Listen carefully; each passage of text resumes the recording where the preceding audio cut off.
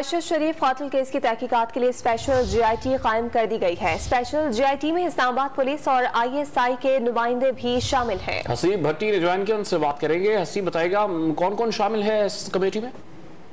देखिए, जो supreme court के हुक्म पर जो स्पेशल GIT कायम की गई है उसमें ग्रेड 20 के अफसरान को शामिल किया गया है, जिसमें DIG साजिद क्यानी जिनका तल्लुक इस्लामाबाद पुलिस से है, IB इंटेलिजेंस ब्यूरो यानी वकारुद्दीन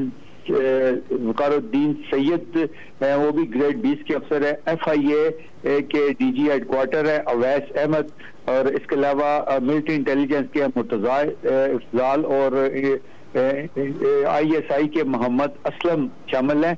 तमाम के तमाम जो अफसरान हैं ये ग्रेड 20 की है। सुप्रीम कोर्ट को बता दिया गया है, आज अभी समाअत शुरू हो चुकी है खुद नोटिस केस की, और सुप्रीम कोर्ट ने 2 अहकाम दिए थे। वजारत खारजा से जवाब तलब किया था, जबकि GIT कायम करने का हुक्म दिया था। दोनों काम जो है वो सुप्रीम कोर्ट को इस वक्त बता दिए गए हैं। जी।